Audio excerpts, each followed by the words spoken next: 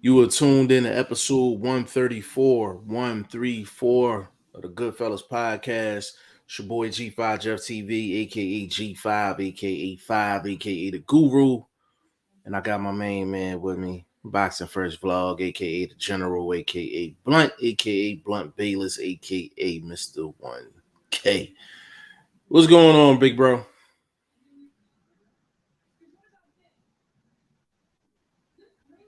Oh man, another week of great boxing to talk about. You know what I'm saying? I'm hyped up for this week. You know what I mean? Things was I had a balanced week on the boxing bet side of the game.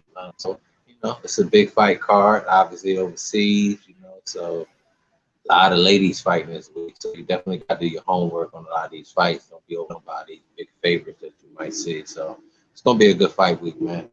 But I'm on mute Yeah, myself, bro. I got these playing. you got it, bro. You got it. So this show is mainly going to be talking about just scheduling fights, fights is coming up, new fights that got announced. Obviously, this weekend, we have Deontay Wilder versus Robert Helenius. We had a Caleb Plant versus Anthony Durrell fight. That card in general is a solid card. So definitely that's a huge card on the 15th. We have Alicia Baumgardner and Mayer fighting. We also have Clarissa Shields fighting this weekend against Savannah Marshall. We got a lot going on this weekend with these cards. Also, what was announced is Teofimo Lopez, Jose Pedraza. That fight is pretty much done. We also got we got to cover the Fundora and Ocampo card. We definitely got to talk about that. Tyson Fury and Derek Chisora. That fight got announced. AJ and possibly a Chris Arreola fight is in the works. We also have, who else am I forgetting? Actually, Daniel Dubois and Kevin Lorena was finalized, and I know that was the issue last week in terms of Dubois and possible opponents. So we have a lot to cover, plus things that I have not mentioned. But since this is the first show of the week, I like to give Vlog the opportunity to pick where we're gonna start, and we're kind of just gonna flow from there. You got any place you want to start, bro?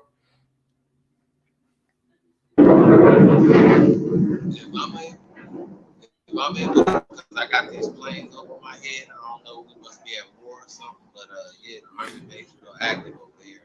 So I apologize about the noise and shit. But that being said, though, we had an IBO junior middleweight title fight that went down in Australia. Sam Eddington and the true vet Dennis Hogan. We know Dennis Hogan from the Charlo fight, from the Tim Zoo situation. You know what I mean? So a guy that stepped up for I guess for the Ford belt situation, guys, and wasn't able to do it, but he pulled off a nice little victory this week. I mean, it's a close fight, you know what I mean? Anybody that's fans of boxing, it's a good fight to take a look at. I'm sure it's up on YouTube, so y'all go take a look at that, man. It was a good fight, though. I call Eddington in the fight, but I ain't gonna lie, the boy left his jab out in Britain. So anybody know boxing, you going on the road, you bring your jab. You leave everything else at the house. You can bring your jab, bro. You got to bring your jab. So I don't know what happened with Eddington in that one. You know what I mean? But he did what he could do for what he was doing that night.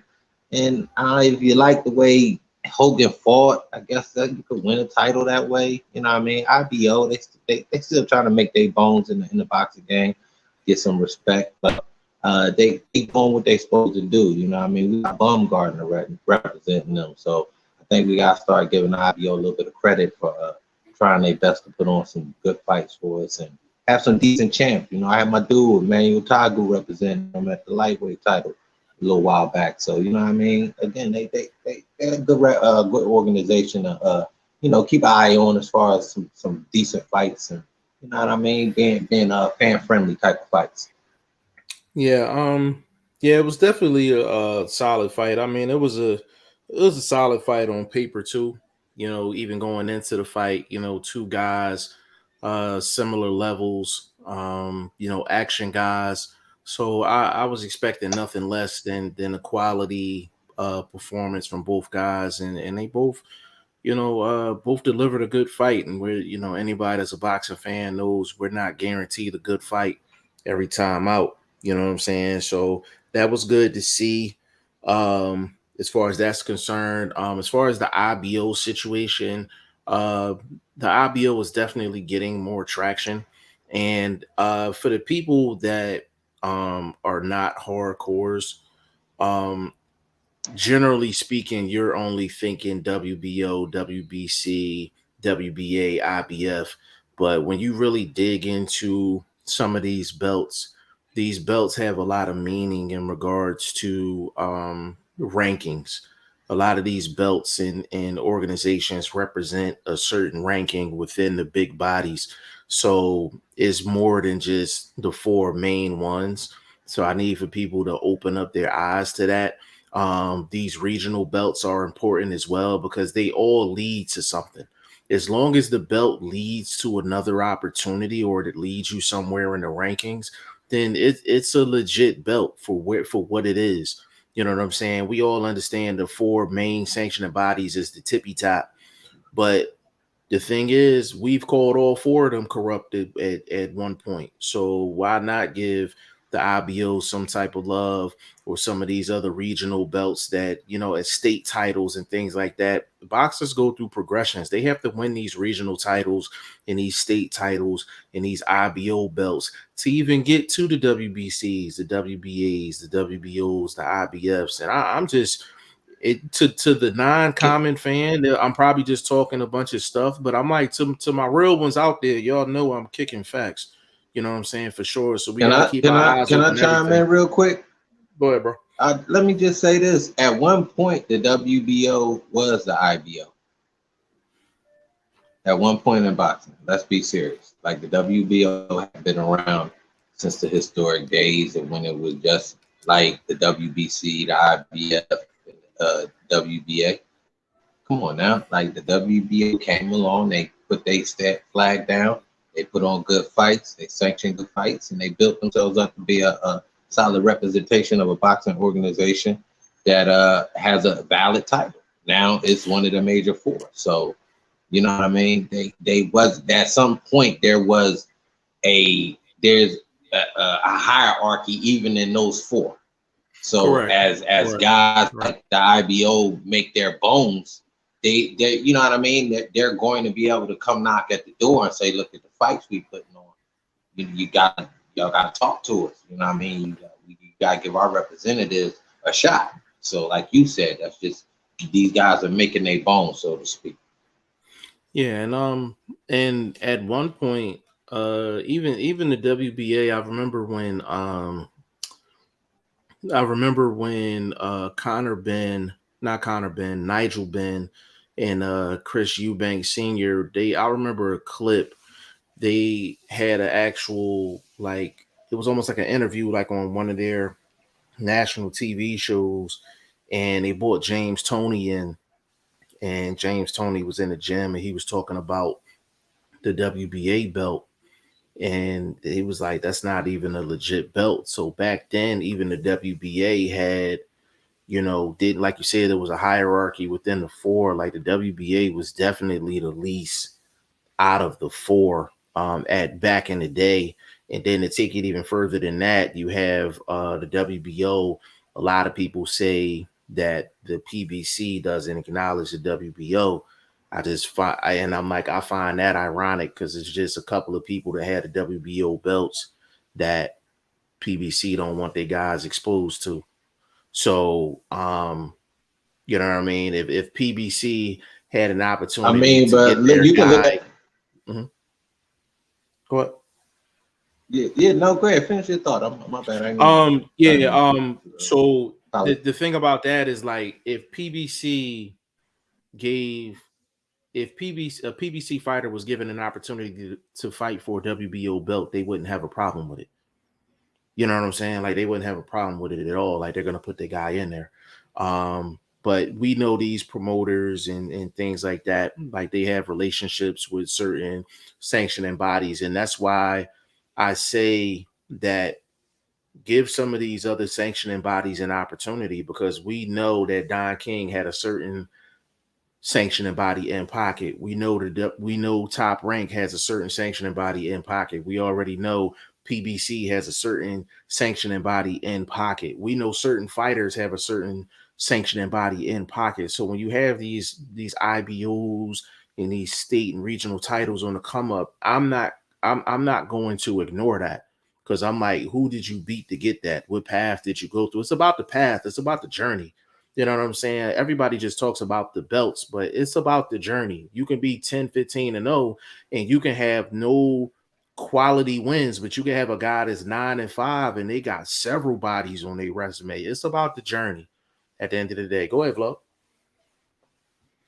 Yeah, what I was gonna say, as far as the hierarchy, you got to look at it now. If you're talking the top four, the IBF would be at the bottom of the totem pole, so to speak. Their sanctioning fees are low. Their champions don't get a lot of credit. Bernard Hopkins, 10-year run, just nobody really gives that the boxing allure that it should get, or the accolades that should come with a title being held that long. So I think the IBF would be at the bottom of the totem pole if you just categorize the top four without looking at these outside come up organizations like the IBF. And they're more international. They, you know what I mean? They're giving shine to the international, which helps because international guys get the call up, so to speak. You know what I mean? As Jeff was saying earlier. So I think we gotta get IBO a lot of respect, a lot of credit, and that was a great fight, though. Just not to take away from the fight. The fight was a great fight, and then to win a belt on top of it. So yeah, and also out of the top four sanctioning bodies, the IBF is the least likely to pull some bullshit, and I mean in terms of like go against their own rules. Like the WBC is blatant for that, and the WBA, I mean not WBA, the WBO is a lot like that as well. A lot of nonsense going on. The IBF, they're the best one out of the four in terms of them sticking to their rule book. They make sure that they mandatories are up for opportunities, or they're gonna have to get paid step aside money. The IBF is pretty consistent with their rule book, and that's the one thing I do respect about the but IBF. that's that. But when you go by the, so to speak, that can hurt the bottom line, in my estimation, because it seems like the greasier the situation, the better the payout for all involved. Like, you see what I'm saying? I'd rather deal with somebody going. I'd rather deal with the IBF going sticking with their rule book and however they bottom line shake. No. Can't argue that. Can't argue that based on a morality situation. Yeah. But we know the way boxing is. It's entertainment. The way you hype shit up. The way you sell it to the public, like they're trying to do with this Ben situation to slide over. They starting to use the excuse I put out there ahead of the game, but they don't want to get aboard no credit.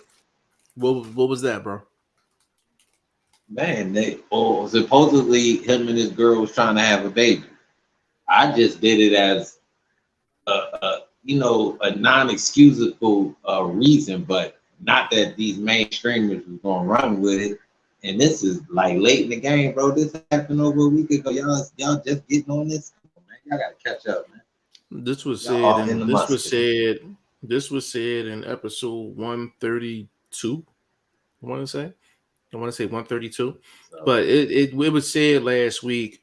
That was a scenario that they could possibly use. And to be honest with you, like you're responsible for what you put in your body.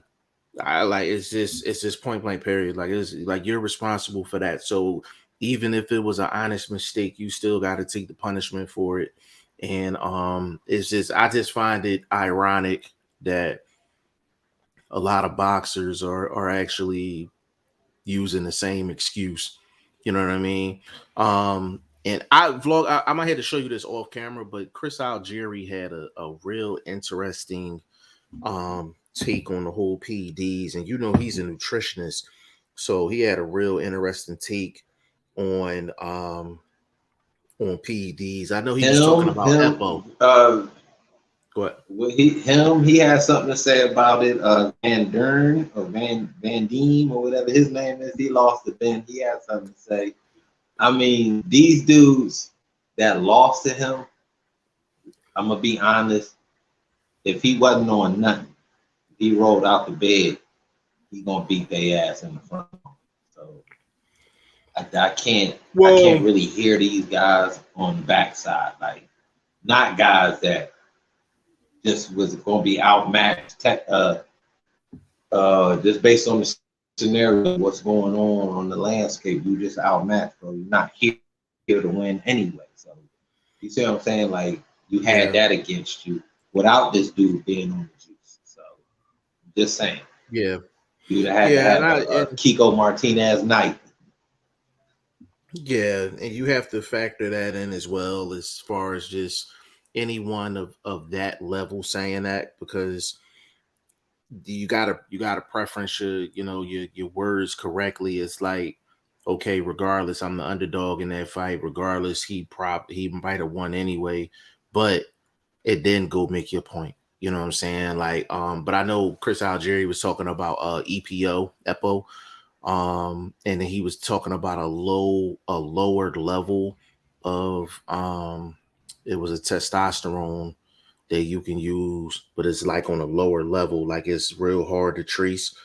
And he was like, you can pass any test using them too. And when I actually find it, I'm gonna definitely show it. But So mhm, let me ask you this. Let me ask you this based on him saying that, as mhm. if that's inflammatory to say that. Now, if you're doing that and you're saying they passing the test, is it illegal? So you're saying that in an inflammatory way. Like, you see what I mean? You putting that out there, like, look, guys is using whatever it is, EDP, EPMD, whoever, whatever it is. You're saying that in an inflammatory way from a loser's position too. And you're saying that they passing. So if they're passing the test, is it illegal? Come on, bro. Well, they're dropping a brick on your foot, bro.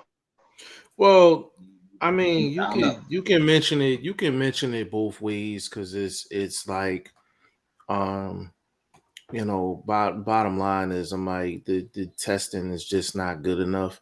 So people in sports, period, people are gonna always try to find a competitive advantage. It's just with boxing, that competitive advantage could cost somebody their life. So that's the difference between like baseball and tennis, or you even mentioned racing. You was like, do they use PEDs in racing? You know what I mean? It's just, in a sense, like, if you're getting away with it, then yeah, you could make that claim.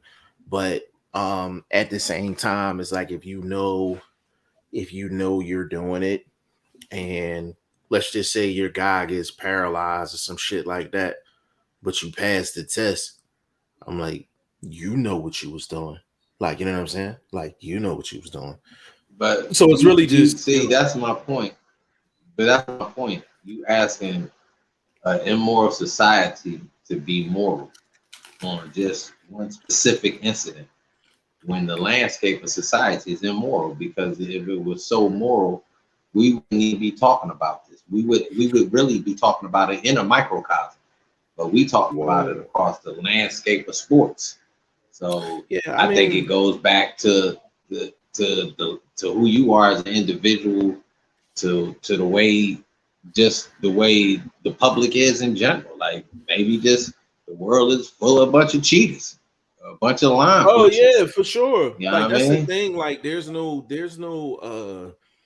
yeah, like, there's more people that's cheating than people that's not cheating. Like, that's just a weight. That's just what it is. I mean, if you want to take it back to like football, like Bill Belichick is known as a top 5 coach of all time, but he was also known for being a big part of one of the biggest cheating scandals of all time. Like, you know what I'm saying? Like, so it just goes hand in hand in a sense. Like, it was rumors Floyd failed some drug tests and it just never got put out there. Like, it's so many different ways you can go with it, but your job is to pass the test. That's how I look at it. Your job is to pass the test. And if you don't pass the So that test, you leads got to me back accept to whatever my point. backlash. If he says people are using the PMD, EXPS, DR, whatever that is, if they're using that and they passing the test, is it cheating? Like, bro, you're like, How do you these feel guys that about do it? things, like, I'm confused. How do you feel about it? It's How not do you feel cheating if you're personally? passing the test. If So personally, in that scenario that we're talking about, in his scenario, just his, we ain't talking across the landscape. We talking about his scenario. In that scenario, then it's not cheating. If you're passing the test, then it's not cheating. So yeah, so the only way if a person passed the test, so if a person passed the test and if they come out and openly admit that they was on some shit after the fact, then I'll say they're cheating. But if they pass the test, it's kind of like if a person makes weight, if they make weight and they come in 25 pounds heavier the next night, like technically they made weight. You know what I'm saying? So you know, that's their job. Their job is to make weight and to pass the test. Just because you pass the test does not mean you're not doing something to give yourself a physical advantage. You know what I'm saying? So people have to understand that, and you know, that's just how the sport goes. You know, at the end of the day. So I just want people to be consistent with their opinion. I don't want for someone to sound like Louis Farrakhan when it comes down to one person, and then they say, all right, well, it ain't cheating if it's another person. No, like pick a side of the street. Oh no, and let's roll with it. No, you know what I mean? I ain't talking about you like at all. Like, I'm talking about people. Period. Yeah. Mine wasn't based on nothing racial at all or anything. Oh yeah, I know. Farrakhan, so no. Yeah, I know. Yeah, that was just based on like analyzing what he said, and then the way you said it, like you put it out there in an inflammatory way. It wasn't like, yo, the across the landscape, this is something that's used. If they using it up to this level, they passing tests, and technically it's legal. You didn't put it out there like that. You put it out there as if they're doing it, but yet they still passing tests. All right, bro. I don't know. That's like saying there's a level for Gatorade. You know what I mean? Like, yo, you can't drink with so much Gatorade, bro. Like, I just sent it to your I just sent it to your grand. Let me see if I can actually, bro. Let me see if I can pull it up. I actually want to pull it up. Like I don't think. Yeah, pull it up, bro. Because I find there was another doctor that spoke on it. Do that. But while you doing that, let me hold the.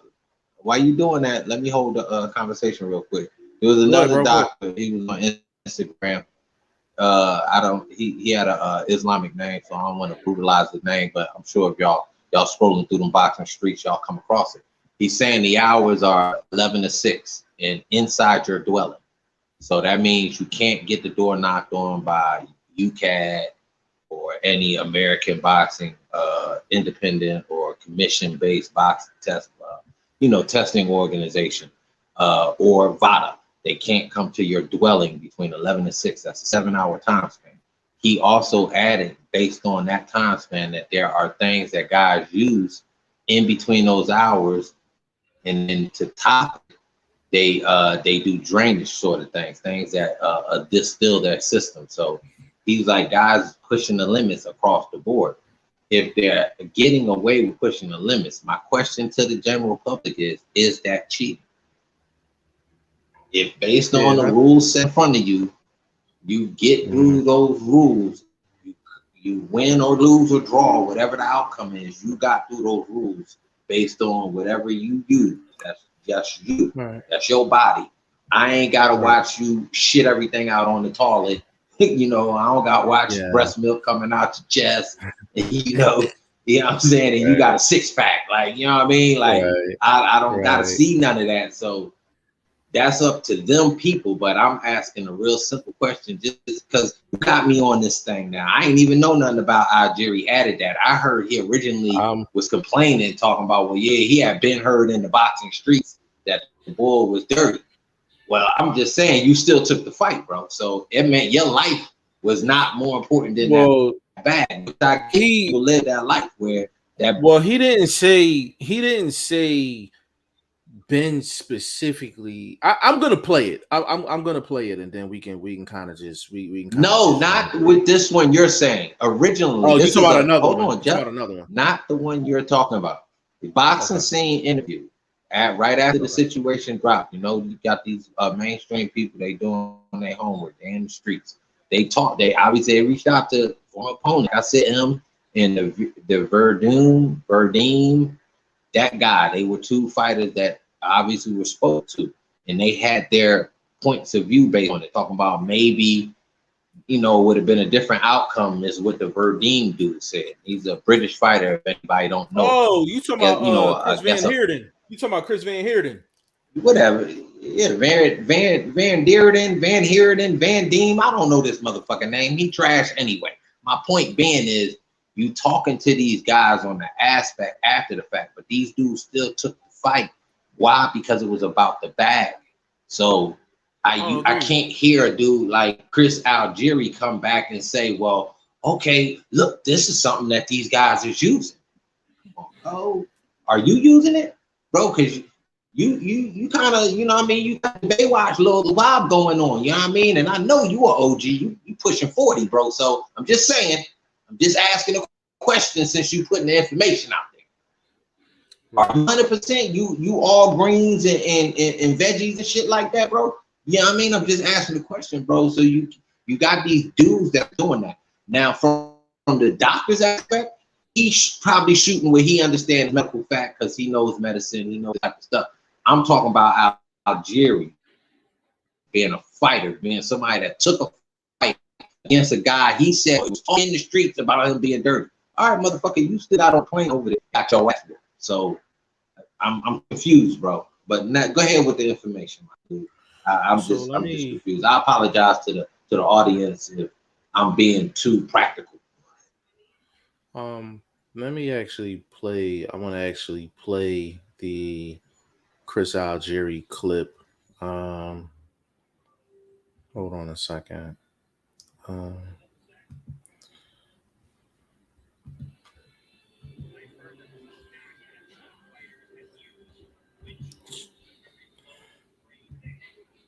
Hold on.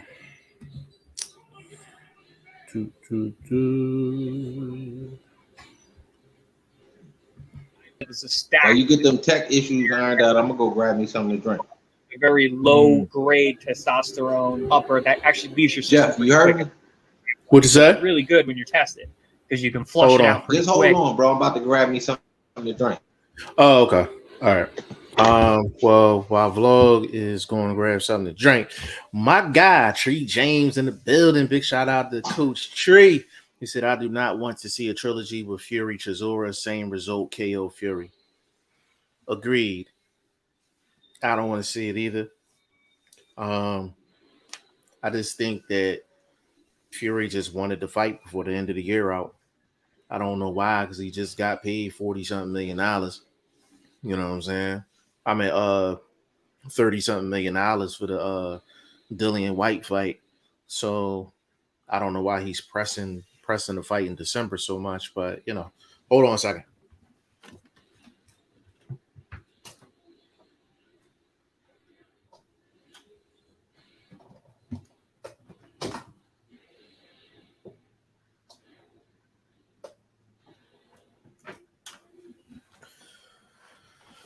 Yeah, my bad. I'm trying to plug in.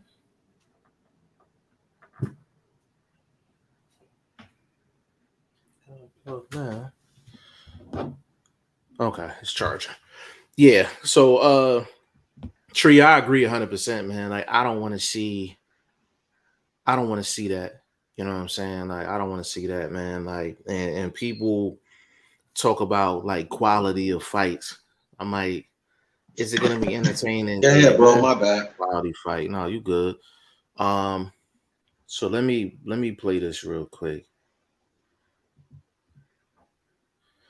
I think it starts in the middle of the video, but I'm gonna let it play. I'm gonna let it play from the beginning. But also you're getting that training effect. Is going to help with muscular endurance. It's going to help you rebuild tissue. It's going to help you recover so you can still train hard. And then you add that with EPO. EPO is great for endurance. Now you never get tired. Now your muscles don't get tired. Your lungs don't get tired. Your cardiovascular system doesn't get tired. You can punch as hard as you punch in round number 1 as you can in round number 12. That's dangerous. Wow. That's something that is really, really dangerous. You got a guy who's on Winstrol. You got a guy who's on EPO. Winstrol is very easy to get out of your system, so you'll pass the test. EPO is very difficult to test for. It's also very expensive to test for. So then you've got a guy going into the ring who doesn't get tired physically, and his cardiovascular system doesn't get tired. Bro. Very, very dangerous man. I've heard that. So that was. Hey, real quick. Mhm. Yeah, real quick. That EPO joint, I know what it is now. Well, where at least I know where it came to my understanding from the UFC, the boy TJ Dillashaw, on them like featherweight guys. He was on that because this dude engine was bananas. You know what I'm saying? So people was like, well, what the fuck? He ain't never really been that dude, and he's been able to carry him getting a little bigger, getting a little bit more muscular through his career. It was just an interesting that now they're saying he's saying boxers are using it. So yeah, but a drug like that, based on what he just said, it'd take $1. It'd take a heavy dollar, and how many boxers got that dollar to be able to invest in something like that? If it's expensive to test for, then it's expensive to use. Yeah, you understand what I'm saying? Yeah, and I think, I just think, though, So you putting that out there is even. Hold up, Jeff. You're putting that out there is even more inflammatory, because again, you're dropping bricks on your feet on the fact that it's across the landscape of boxing. On that aspect, what he said, where you're mentioning, but I think what he actually said. Well, I can't speak for everybody, but for me, that's not what he said. Wasn't no secret in terms of EPO and Winstrol. Like it's not, as far as I'm concerned. Yeah, but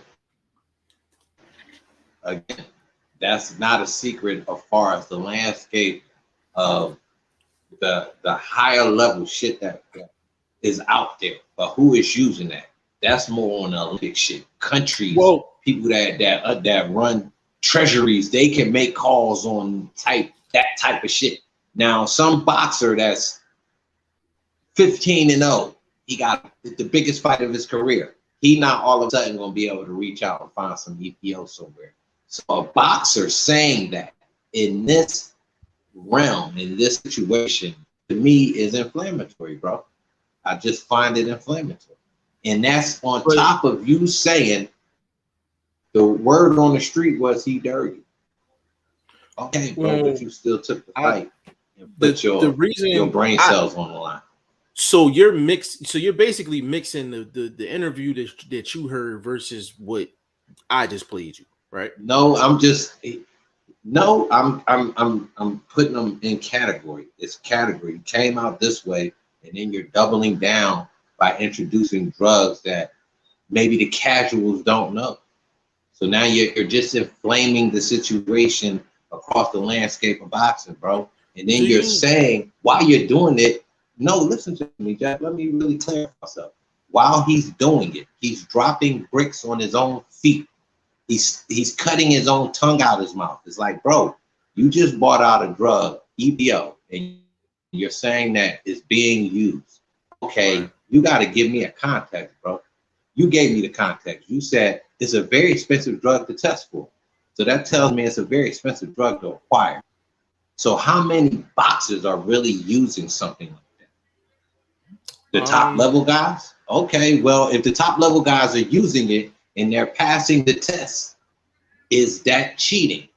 You're not answering that, but you're putting this stuff out there with the state that's in with this big name fighter, you know, doing this infertility situation. Why men would be using women's stuff?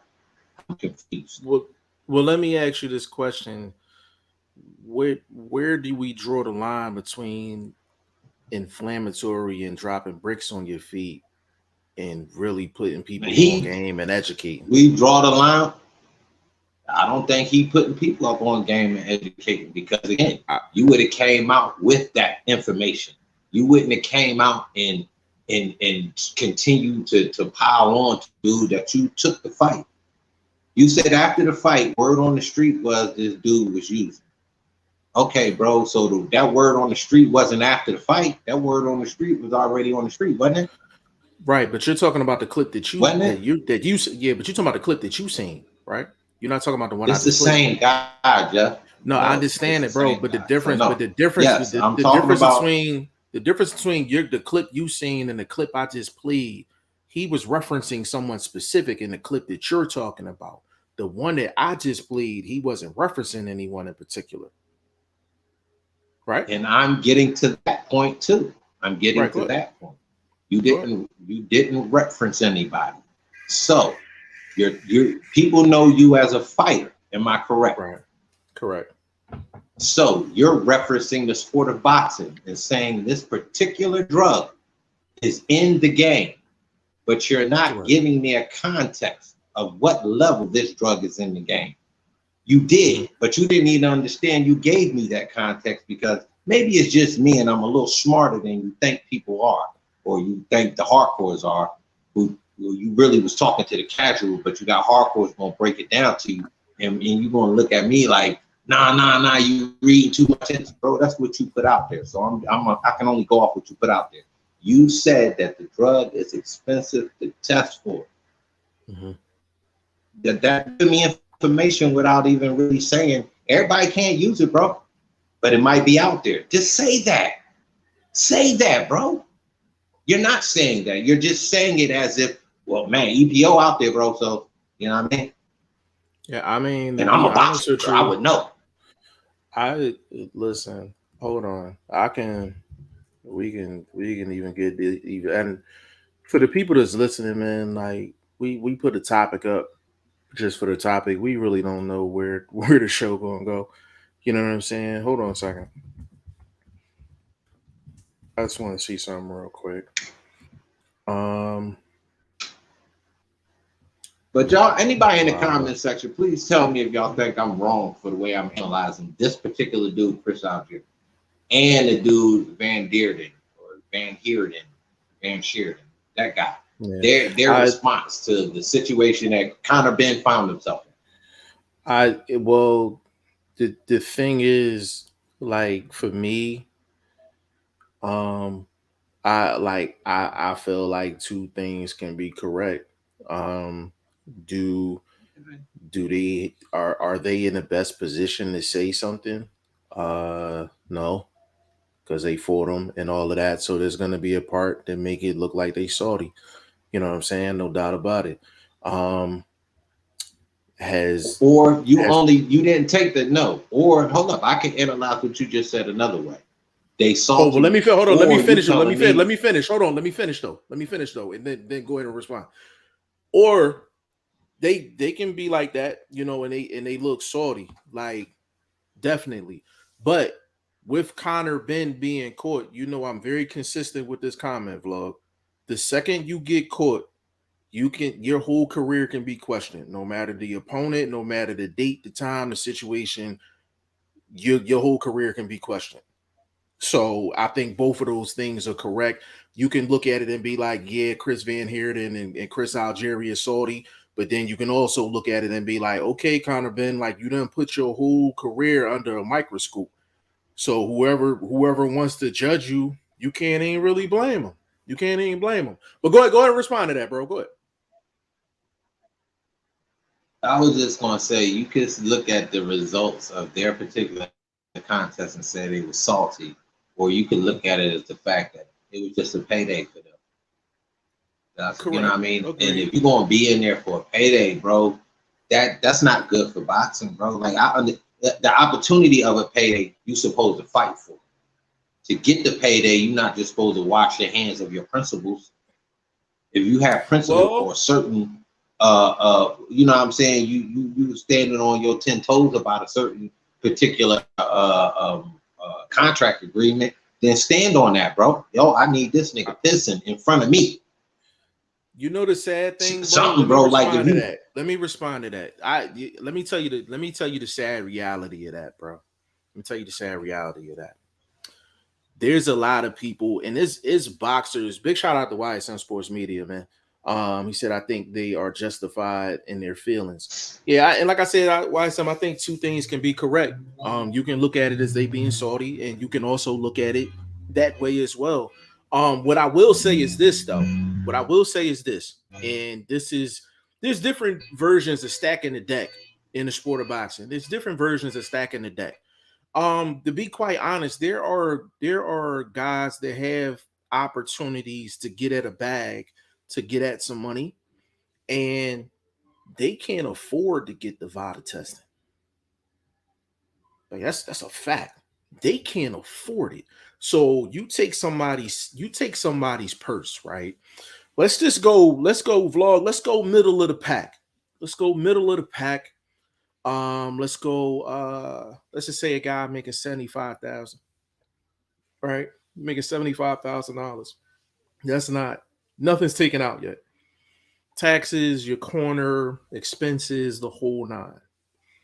Now on top of that, the top of the line VADA testing costs X amount of money, which is going to go on your bottom line. A lot of these fighters got to make that decision, and they can't afford to get the top level testing. So it's morals. Yes, it's standing on, 10 toes down. And then a lot of it is math too. A lot of it is flat out math. Can I afford this? And even if the fighter wants it, his manager might be like, yo, I'm not paying for that.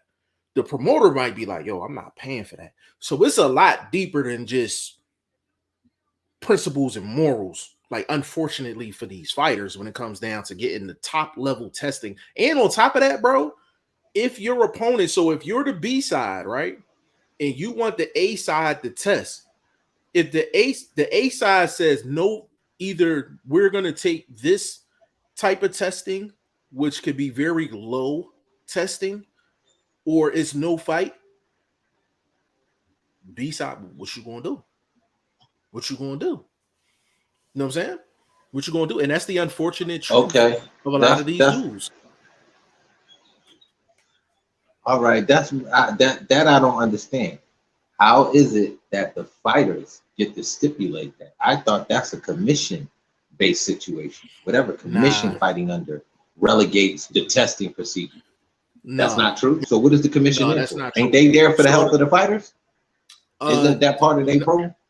Not really. Not really. When you get so what are we talking about? Hold on. Let me make sure we clear. Hold up. Let me ask a question. Yeah, I'm gonna help you with it. Part of the commission is the rules of boxing. Am I correct? Within their realm, yes. The rules of boxing are set. Yes. So the rules of boxing are set there basically for what aspect? The safety of the fighter. No, that is what the rules are set there for.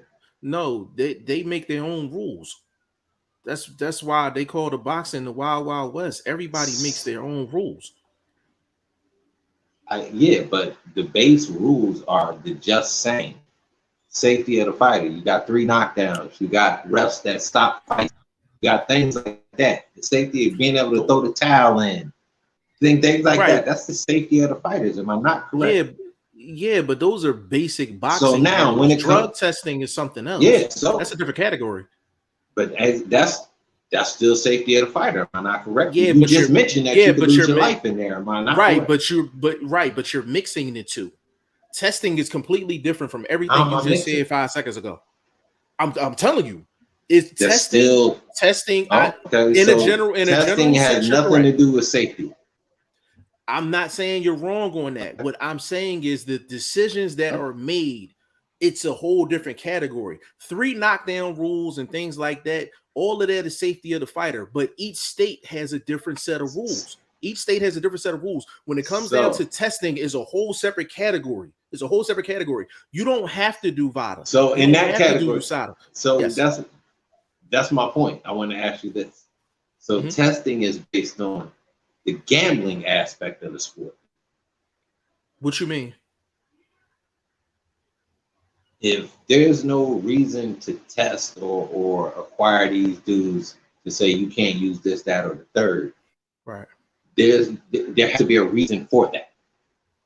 Right. There has to be a reason for VADA. If you're saying it's not for the safety of the fighters, if you're saying that's not the biggest thing VADA is around for, VADA, UCAB, any of these big name people that are part of the process of keeping boxing morally based, I guess is a way you can say it. So then they're being tested for the purpose of advantage, disadvantage. And when you say advantage, disadvantage, that's a gambling, that's betting, that's wagering. So there has to be a reason for VADA. So you got to tell me the reason for them if it's not for gambling. And it's not for the safety of the sport. I didn't say that. I didn't say drug testing wasn't for the safety of the sport. It is for the safety of the sport. You just said it was. No, I didn't say that, bro. I'm telling you what I'm getting ready. I'm telling you what I said. It's about enforcing. I said when it comes down to enforcing drug testing, it's a whole different category than the 3 knockdown rule and everything else. Those are the actual rules of boxing. Those are the actual rules of boxing. You have 3 choices. You can 2 choices. You can either have a 3 knockdown rule or you don't have a 3 knockdown rule. It's either the referee can stop the fight or they can't stop the fight. Those are basic boxing rules. When it comes down to testing, it depends on the state and the following things. Number 1, if you are putting on a low-level card where guys are making $1,000, and YSM can attest for this, $1,000 when guys are making $1,000 purses, $1,500, $2,000 purses, it costs more money. If everybody had to test VADA, nobody would make no money. Everybody will owe money. Everybody will owe money at the end of the day. There's different levels of testing based off of basically the money aspect. So it doesn't even have anything to do with gambling or betting. If you got a low-level card, you're going to have low-level testing. You're going to have low-level testing. When you're talking 6 figures, 7 figures. You're still not answering my question, bro. But you're not letting me finish, though. You're not letting me finish, though. You're not letting me finish. Let me cook. But you going around answer my question. Let me cook. Let me cook. I'm getting to you. I'm getting to you. Bro, when it comes down to it, when you talking 6-figure, 7-figure fights and guys are investments, when you're the B side, you can't call no shots. You can't call no shots. So for example, take a situation with let's say let's go with, remember Sergio Martinez, Miguel Cotto. Let's go there. You remember that fight, right? Let's go there. Yeah. So with that fight, right? Cotto wasn't the champion, but Cotto was the A side. He made Sergio Martinez lose an extra pound just because. He picked the drug testing just because he was the A side. Yes, it has to do with safety, but at the end of the day, if you can't call the shots, you can't call what testing you can get. That's really what it comes down to, bro. So please, you still haven't answered my question, bro. What is the purpose of testing? Supposed to be for safety. Supposed to be for safety. Supposed to. Okay, now you saying that's not it because all landscapes of boxing don't employ it. They're not. It's just not feasible based on the cost. Okay, so it's not safety. Let's just take safety out of it. That's why I brought up when you're saying it's for the bigger fights. So to me, then the bigger fights are the ones that are more gambled on. These are the ones that get more casual bets. So you want to not have a certain fighter have an advantage in a fight where there's money on the line that's not part of the purse. So I that's the only other reason I could say there's for testing. Because if you're saying it's not for the number one factor in the sport, which is safety, because these are human being lives that we talk about, male and female. So I'm trying to find the reasoning for the testing, and then it's only a blow up on the Conor Ben levels, but not on these other levels, because you're saying it's just not there. Can I meet you in the middle of the street on this one? I'll meet you in the middle of the street on this one. First of all, not everybody gambles. So if you're talking about somebody or a certain set of people that gamble, then you're 100% correct. The higher the stakes, the higher. Can I tell you something? Can I go ahead? Can I tell you something? Gambling is as old as prostitution, my dude. But that still doesn't mean everybody does it. That's what I'm saying. Let me get to the point. I'm about to meet you in the middle of the street. I'm about to meet you in the middle of the street. I'm about to meet you in the middle of the street, bro. I'm about to meet you in the middle of the street. Let me get there, bro.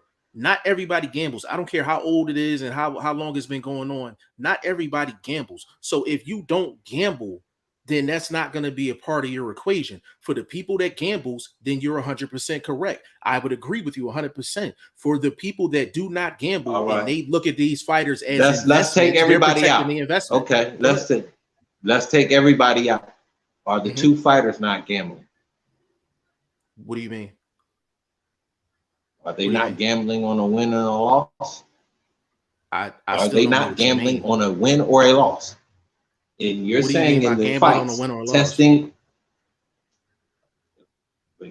equating it and putting it in context, putting that question with two fighters gambling or wagering or putting up a win-lose situation. Yes, that's what it's about, wins and losses. So when you're saying they're bringing it in to these big fights where you get guys, the ace, I could say this sort of testing, that sort of testing, is that not still an advantage to a wager, to a win or a loss to that particular fighter? So it's still a wager to a certain instinct. It's still to a person that gambles. Yes, I agree. To a person to the fighter. They started. No, the fighter, bro. But the two fighters start the gambling process. Right, but if they're not gambling, if the two fighters are fighting each other, you're talking about the bro. You're talking about the person. You're talking about the person. You're not listening. No, bro. You're talking about the person that's actually setting. Are you talking about the person that's setting the bet? Are you talking about the person that's setting the bet? Is that what you're talking about? No, I'm talking about the two fighters themselves. Right. I'm talking about Cotto and Mayotte. There's a bet in them. Who wins, who loses? Am I correct? And that shows up on your record. Am I correct? That is a bet. That's a sport. That's my point. It's a sport, bro. But you're saying a bet. It's a sport, bro. Okay, you're not letting me finish so you can get the concept of everything is a wager when it comes to sports. There would be no reason for it. The fans wouldn't be involved. I get where you're going with it, bro. I get where you're going with it. Because I'm too. It's too deep. It's too deep. No, it's not too. No, it's not too deep. It's not too deep. Not for you. No. Not for you. No, bro. What I'm saying, that last point, bro. That last point that you just made. You made a point, and I said yes. It's a sport. You said everything results to a bet. All I'm telling you is that everybody don't bet. That's all I'm saying. I'm not disagreeing with you. I'm just saying everybody in the world don't bet, vlog. That's a fact. Everybody don't bet. Everybody doesn't do things just to set a bet. Man, bro, to set a wager. I'm gonna tell you this. I'm gonna tell you this. I'm gonna tell you this. Sports books wouldn't put up darts if everybody don't bet. If they wouldn't put volleyball up if people didn't wager. They wouldn't put up a Japanese minor league baseball game if people didn't wager, bro. Everybody bets, bro. Does your girl bet? Does your girl bet? Yeah, my girl bet. Yeah, she does. She bets through me. But is there people in your is everybody in your family real quick? Everybody in your family bets.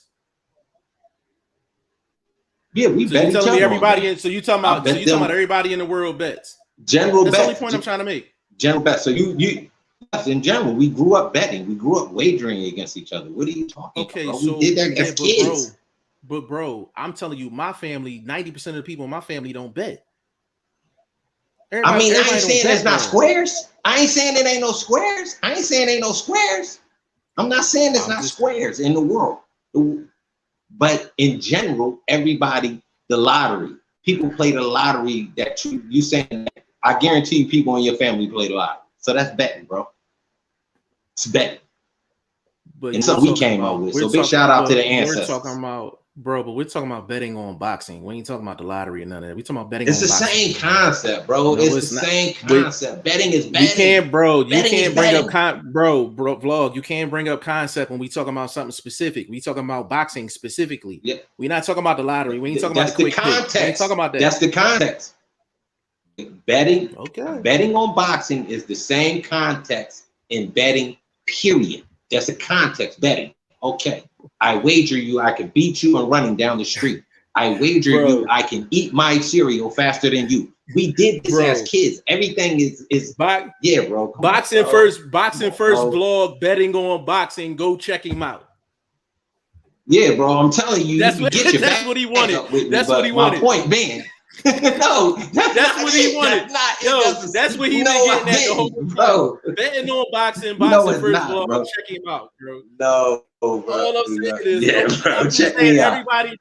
Everybody don't look at boxing lines and all that, bro. I get what you're saying, bro. You're in a general sense, you're correct. All I'm telling you is that everything don't move off the bet. That's what I'm telling you. Everything don't move off the bet. But you're not answering my question then.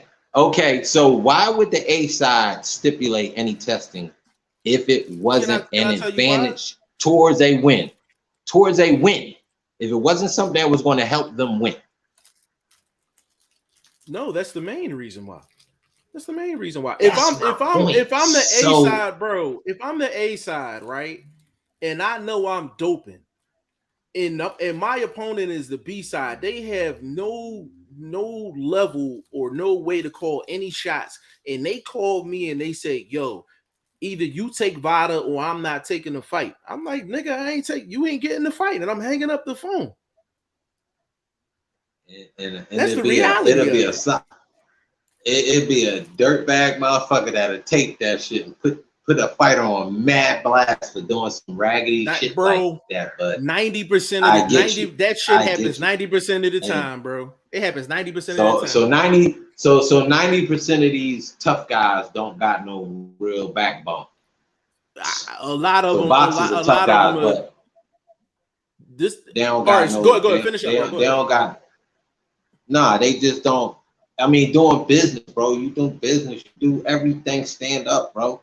You know what I'm saying? And you roll with the punches. What happens, bro. But to be like dudes is doing this type of thing, testing implements and this type of thing to guys that don't have the capability or aren't in a position to argue against or have a naysay to something, that's not solid, bro. That's just, again, but these is tough guys. These dudes that are physically blessed and they could probably whoop my ass and blah, blah, blah, bro. But you know what I'm saying?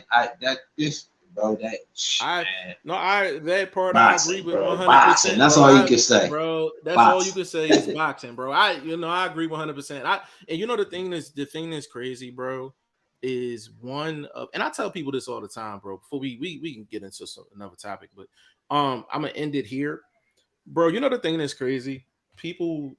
If you ask the general person that's in the boxing who actually advocated for drug testing, they're probably going to tell you Floyd, right? They're probably going to tell you Floyd. But hardcore fans, we know that when it came down to it, Floyd has never taken a VADA test. That's a fact. He's never taken a VADA test. And I'm not accusing anybody of anything, but he's never taken a VADA test. So he promoted drug testing. When you say that, when has he ever been a true B-side? You fed right into my point. That's bro. coming from you fed right into my point. My bad. You fed right into my point. That's exactly where I was going with it. So he never took a VADA test. He promoted USADA. Now, let's rewind back to the Manny Pacquiao fight. After he weighed in, they went to his crib after the weigh-in basically to get a sample. He had a team of doctors and stuff, and he was getting stuff shot in his body. That's illegal. It's illegal, but you want to know why? Why he got away with that? Because he's the A side. He's Floyd. So where you're saying everything goes to gambling, I'm saying everything goes to money. Now, if your realm is gambling within the money, then cool. If it's gambling, but there's other people that look at Floyd as an investment. They like, yo, like we can't have him lose because this is going to lead into $100 million fight. This is going to lead into a $200 million fight. So you can look at it that way as well. But yes, that's the main reason why I said that when you are the A side, you control how things go. And that's just how it is. And that's the bad part about boxing. And like you said, that's boxing. Like all you can say is that's boxing. And that's what it is, bro. It's fucked up. You know, we keep it moving real quick. You know what I mean? Yes, sir. And I always ask some pertinent questions. Yes, sir. I estimate that Jake Paul wants to be Floyd Mayweather. So my question to you is, what are his numbers for this for the silver fight? Silver fight? It's a good question, bro. Yeah. And will his numbers be in any way comparison to the McGregor Mayweather fight? Nah, I don't think it's gonna get anywhere near there, but I think he's gonna do good numbers. This is supposed to be pay-per-view. I think that's supposed to be pay-per-view. I think it's gonna do good numbers because Jake Paul has the one thing that a lot of fighters don't. He has the general public knows who he is, and anybody that knows boxing, the general public is the people that take a pay-per-view over the top in terms of numbers and it being really, really, really successful. I mean, like all-time successful. It takes the general fan, the common fan, the the person that's not really into boxing the like sheep, that, bro. That's the sheep. We can use that too. Yeah, like those are the ones that take a pay-per-view over the top. He has that. People that'll give his fart video 100,000 likes, like that type of shit. Yeah. They'll buy his pay-per-view. Like, yeah, I salute. So that's why I was asking: is his popularity there? No, it's definitely there. It's definitely there. And the thing about it, bro, I got a lot of respect. I was gonna pay for it. Look, just real quick, I'm gonna cut you off, but real quick, it's out my way, and me and white people checking it out to see if it was if the value was in with the cost. I don't think the value is in the cost, man. Closest to the ring was like 400. Right behind that. Yeah, was like you was telling me that, bro. You was telling me. I'm like, bro, them some. But I'm like, for Jake Paul, bro, like, and Anderson Silva, like 50 years old, bro. Like, come on, bro. Yeah. I can't give you $400, bro. I think it's gonna do well. The one thing I respect about Jake Paul is I always say this: a fool is someone that has leverage and don't use it. He uses every ounce of leverage. He understands his numbers, his fan base. He understands all that. He has a clear understanding of what he has and who he is, and he maximizes it. So I can't knock it. I can't knock it at all. Let me run through these comments real quick. We got family in the building, man. Joseph Gwilt in the building, man. He said, morning, gents, up early today to catch you live, man. Hey, man, appreciate you, man, for sure. Brendan Smith in the building. He said, I'm excited for the weekend. I'm hella excited for the weekend for sure. He said, Robert K.O. Wilder in newfound video. We talking about a sparring joint? I'm had to check that out, bro. Toshi in the building. Big shout out to you. Said I feel you, G5. Conrad in the building said good evening. What's the topic? There's a bunch of topics, bro. Bunch of topics. He said G5, Jeff dropping some knowledge, boxing business knowledge. Yeah, it's bro, the game deep, man. The game is definitely deep. But let's kind of just do a round robin real quick, vlog. The Teofimo Jose Pedraza fight. How do you feel about that fight? You think that's a reputable fight for Teofimo? No. Why? No, bro. Come on, bro. It's fresh fish out there, bro. It's young lions. You can't prove you're a lion by beating up the old vets, bro. you know what I mean? I can't, you know what I mean? Like, that's like you being a prince and you killing your dad when he old and he the king. Like, I'm not impressed with that, bro.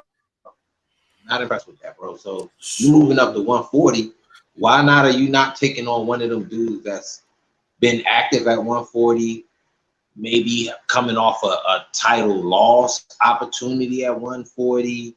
You're on this platform as this guy. I understand the getting your feet wet situation. I get that. It's plausible. It makes sense to that aspect. Let me go mute, man. I got a lot of noise. You got it, bro.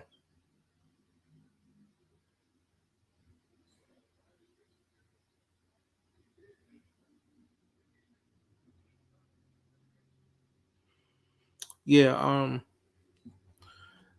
so people that's listening, man, in the comment section, are you cool with Teofimo taking on Jose Pedraza next? You cool with it? Just put yes or no. If you cool with it. Hopefully vlog get back here in a second. But yeah, it depends on what they're trying to do with Teofimo at 140, in my personal opinion. If they're trying to properly go ahead, vlog.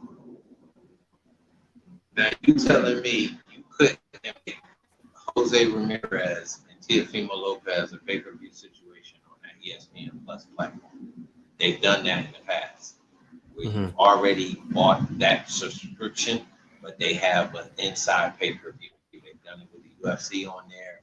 They've done it with boxing on there. So to me, that's a splash. That's a way that you say, okay, my guy, he ready for an opportunity at the Zapata Prograis winner, you know what I mean, situation, something like that. Right. So to me, you win this fight, like I'm gonna be real.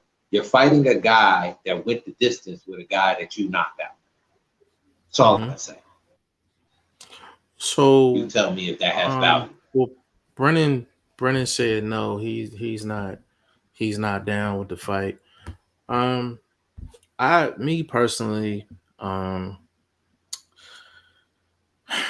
I think Teofimo.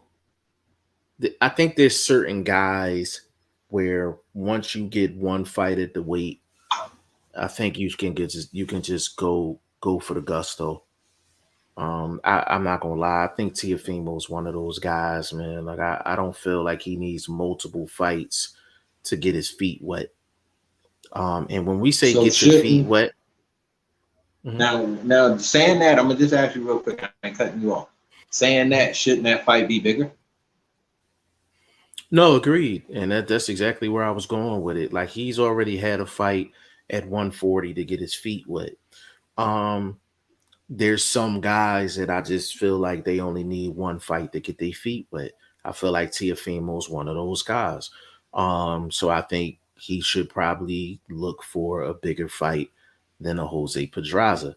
The reason I feel like they can do better than that because we hold Teofimo on the same standard as like a Shakur and things like that. Like these young guns are really making it happen out here. So Shakur had he's going to have one fight at 135, right? Whoever his opponent is going to be at 135, he's going to have his fight at 135. Once he gets done with that fight, I'm not trying to see a second and a third fight of him getting his feet wet. Like, and when we say get your feet wet, we mean go through a proper training camp and you evaluate how you feel, the weight cut, how you perform, all of those things with that fight. You should have all of that figured out after one fight. Okay? You should have that figured out at the one fight. So to answer this question, I think Teofimo could have did better in regards to opponents. I think he could have did better. I'm not totally against it, but I think he could have did better. No, it's his handlers or whoever. Put that on Bob and no. Yeah, that's his handlers. That's his handlers. That's their platform. That's his handlers. Yeah, that's his handlers. Like that's his handlers at the end of the day. I agree 100%. Conrad, it's like you giving. It's like no. This is what it is. equate this fight to you go into a 5-star restaurant and they giving you a plate of decent food on me, you know what I mean, on a poorly washed plate. That's what this is. Like that's a poor outcome to you fighting Pedraza. A draw against a guy you knocked out, bro. I'm come on, bro. Like, bro, if you don't stop Pedraza, I'm disappointed. I'm extra disappointed. I'm gonna sprinkle some money. If I can get a prop bet on that fight, I'm gonna sprinkle a prop bet on to stop it, just to see. So I could really dig into this dude for taking this fight. I wouldn't have took it, bro. I need better. I mean, to be honest with you, like it's him taking this fight is kind of similar to like Haney's fight against like Gamboa, or his fight against what's my man name? He dominated. Damn, why is his name slipping my brain? Linares. It's along those lines. Yeah, it's along those lines. I didn't like Haney fighting them guys because I thought he was above that. And I feel like Teofimo was above Linares. I mean, Pedraza. You know, it's along those same lines. It's almost like Bob Arum's trying to make sure some of his guys get a payday. That's really what it is. Like some of his lower guys get a payday. That's really what it's all about. Yeah, I mean, but you gave this dude a main event situation, and this dude performed at the level he performed at. Is he deserving of another main event situation, bro? Come on, bro. That's bad promoting, bro. Well, the thing about it, I gotta keep it even across the board, man. Gamboa's been in about 5 main events, and he's been done about 5. I'm not gonna argue with you with that. Man, that dude has been recycled more than aluminum cans, bro. Come on, man. No, 100%. That's why it's like, it's just I think they could do. I think they could have did better. I'm gonna watch it, of course, but I think they could have did better. Hold on. Yeah, I paid for that damn app. Yeah, for sure. Conrad said Tio still got a lot of rough edges. They don't want to risk him losing again during his learning process. He's still on. Let me respond to that real quick. So, Conrad, if Bob and them feel that way, and they feel like they have to 140, then this would be the correct matchup if they feel that way. The thing is, Conrad, is I don't feel that way. I feel like Tio is better than that. I don't think that's to me, I'm like rough edges. Everybody has rough edges, but there's some guys that have, you know, out of 10, they might have like 5 or 6 rough edges. With Tio is like maybe 2. You know what I'm saying? Like when Tio's on his game, man, he's a hard cover. Like he's a hard person to check. So, but Conrad, if they feel that way, then this is the correct matchup. Like this is the correct matchup if they want to slow play it. But I don't think they need to. What's the odds on that fight? What's the odds on that fight, man? I got your boy right out the gate. Teofimo over 1,000 for sure. 1,200. I got Lopez off top, like plus 5. Yeah, plus 535. Yeah, I would say. I don't see him like 5. I would say like between like 5 and 650. I don't see him with a puncher's chance. I don't see him with a volume chance at his stage in his career. I don't see him being able to win. His footwork is not as elite as it was some years ago when he was really the sniper and he was getting them angles on guys and getting combinations off. Yeah. You know what I mean? He's more of a one-punch counter guy right now. You can't win a fight against Tio that way if you're not striking like that, if you're not doing facial damage. I don't think he beat up Comey that bad. It was a draw. They both had more of the back and forth where they was kind of giving each other those times in the fight. So, I mean, it's just a bad fight, bro. It's not even a fight that has any betting value to me unless you parlay that shit with somebody. Yeah, I mean, that's definitely the way to go or prop bet. But I mean, and the thing is, and listen, we're not shitting on Pedraza. Like Pedraza's solid, but his ceiling has been hit. You know what I'm saying? Like his ceiling has been hit. And Pedraza's one of those guys, man. Like you got to get past the Pedraza to get to where you need to be. He's a C plus guy. Like he's a C plus guy at the end of the day. You know what I'm saying? Would you agree with that, I can Blow? see. Oh yeah, some years ago I would have gave him a B. You know what I mean? I was about maybe 3 years back. I would have gave him a B, even coming off some decent losses. You know what I mean? But right now, what I'm seeing, I'm not really seeing that guy unless he's able to turn up against one of these young upstarts, which I think is the route. But I don't think Tiafimo's that upstart, so it doesn't, to me, do Tiafimo that well. It's an opportunity for you to get a head clash, catch a bad shot, get a cut. It doesn't have any value. You're already set up as a potential champion opponent. You see what I'm saying? Just based on the platform, based on who you are on that platform. They're going to get that Prograis guy to come over. He's already hooked up with those MTK people and things like that, him doing business overseas. So that's inevitable. So to me, it's a stay busy fight, but it's still a dangerous fight. I mean, just not for the purposes of a loss, because I don't think Draza presents that sort of opponent, but for just a bad out, you turn an ankle, you know what I mean? Push your back. You happen in boxing. So I don't know if this that fight to take, bro. I'd have liked that Ramirez. Ramirez needs a big fight. Why not do that for both of these guys that are on your platform, bro? Yeah, that's a good. Right That's at a the good end of the splash. year. That's a good Right at splash the fight. end of the year.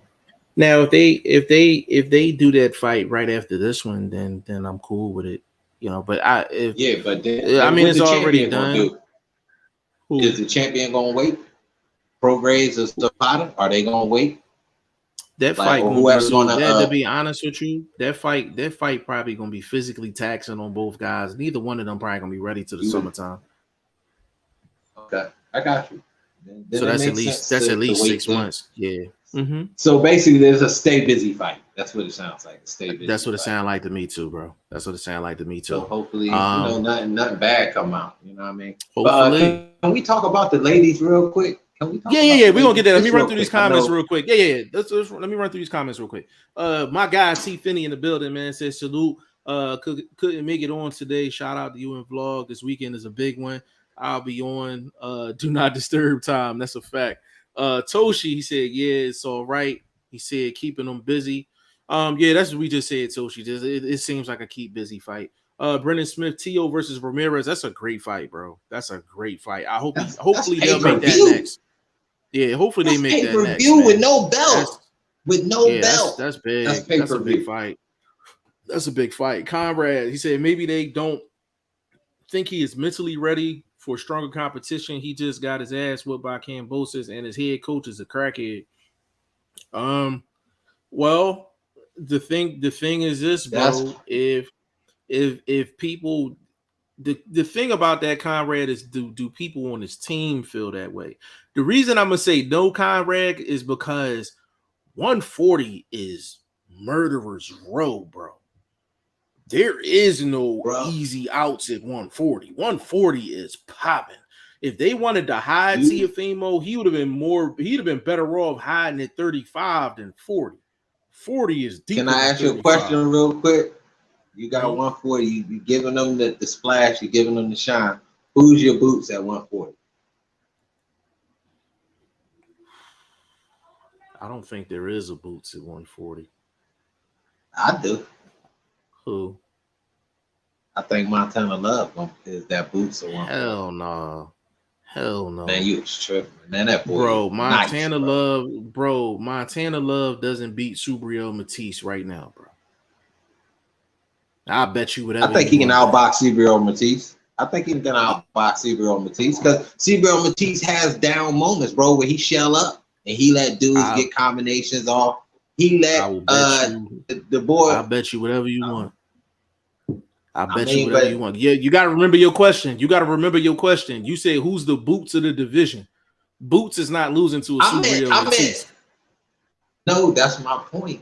I didn't mean as far as invincibleness. I meant skill wise. I think I should have clarified. So I apologize. Yeah, I didn't mean I that I don't still think he don't. can't lose at 140, but I mean Let skill me wise, I think he's equivalent to a Boots.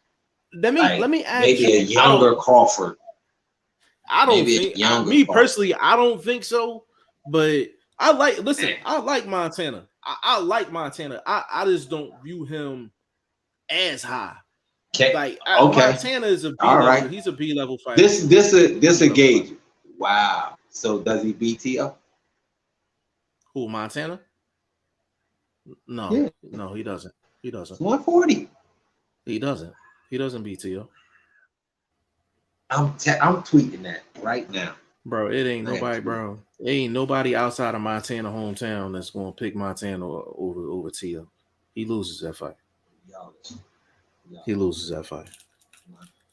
Okay.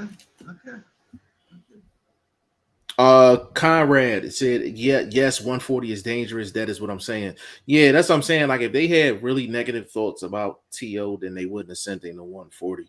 Or, you know what, Conrad? I'll meet you in the middle of the street on this one. If they feel that way and they had to move him up to 140 because he can't make 135, then you're going to see his next 2, 3, 4 fights is going to be Jose Pedraza type level. So if you see that, then Conrad, you might be right. You might be right. But let's talk about the ladies. You fuck with Ray Jackson? Yeah, this is what Ray Jackson you talking about on Twitter? On Twitter? Twitter, yeah, he said, I expect T.O. to KO Pedraza. I just said the same shit, bro. Great minds think alike. I think he gets Pedraza up out of there. I'll put some piece of money on it. I'll put some piece. Yeah, even if he doesn't, he's gonna win that fight like 10-2. He's gonna win that fight 10-2 if T.O.'s on his game. He's gonna win that fight 10-2. He's too dynamic. Offensively, too dynamic. Conrad said, fair enough. I hope you're right. And he said, and we got T.O. versus Ramirez killer fight. Yeah, that might go in my top 10 in terms of like fights I just want to see in the sport. That would be a fantastic fight. Great fight. But let's talk about the ladies, man. Alicia Baumgartner versus Mayer. And we got Clarissa Shields versus Savannah Marshall. Yes, sir. That's my question. Mm-hmm. I'm putting it out to the panel. I mean, well, obviously not the panel because we ain't got VP Shane in here, but I'm putting it out to the folks in the chat. Your girl talking about stoppage. Who's more likely to get a stoppage, Shields or Baumgartner? Baumgartner for sure. I ain't even had to think about that one. Now, okay, now you got to think about this, Jeff. A stoppage can be via damage. And Marshall is, let's just say her defense is coming head first. Mm-hmm. So if you think of the stoppage via damage, I think is the power we know about. And the one thing about Baumgartner, her KOs, bro, have been against girls that have losing records. So I can respond. That being said, I've heard responses to that from all the way across from Australia, Ireland. I rock with people. Big shout out to JG's Boxing. That's a boy from over there in Ireland. I'll be tapping in with from time to time. He interview a lot of those female fighters. Mm-hmm. So he was talking to Gemma Rigg. She was supposed to be on 2 big cards back to back. She was supposed to be on the Ben card and this upcoming weekend's card. But she's going to be on this card, obviously. That being said, big shout out to everybody that do their thing across the boxing landscape. Yeah. Who you think? That you think about it that way? I think it's Baumgartner for sure. The reason why I would never pick Clarissa Shields for a stoppage is because the way she fights.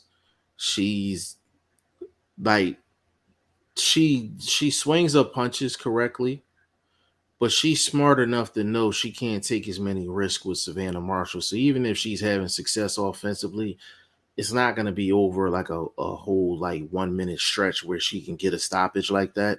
With Baumgardner, I would bet on her because even though she got KOs against women with losing records, she got a KO in her last fight, which was the most important one. And also with women's boxing, there's just not a lot of quality women in women's boxing, and that's the unfortunate truth. There's not a plethora of fighters that have winning records or impressive records in women's boxing. If you're promoted correctly in terms of popularity, you can get a title fight in your 5th fight, in your 6th fight. If the promoter wants to make it happen from a popularity standpoint, women's boxing, you can get a title fight in under 10 fights, and that's what happens the majority of the time. You don't see a Wilder situation in women's boxing where people going 30 something and 0 before they get a title shot. They're getting it under 10. They're getting it under 10. So a combination of those two things, you're going to see a lot of the top women have a lot of knockout victories against women with losing records of 500 records. And hopefully we just get more women, more quality women in the sport. I like the direction of the women though, for sure. But I think Baumgardner definitely has a better opportunity to get a stoppage. I'm gonna say you're slightly wrong based on the fact that one fighter is technically better at the ability to get to the stoppage than the other fighter. Who? Baumgardner is not a fighter. Baumgardner is not a fighter that sets her knockouts. Her knockouts just come. Right. That's what I'm saying. If you're a fighter like Shields, whose mindset is coming into the fight like, yo, I'm looking to get this broad up out of here. So she's technically going to do the right things to get to the knockout. So If I was a betting man, and you know what I mean, if I'm just looking, because y'all know I do betting on boxing, so just looking at it from that perspective about it, I see more value in who's technically sharper to pull off a stoppage, where you can have a stoppage in different forms, especially in women's boxing, where they're more likely to protect the fighter than they are in men's boxing. In a scenario like a stoppage on the feed, stoppage finish sort of thing. Bro, I'm not putting slice of pizza money on that.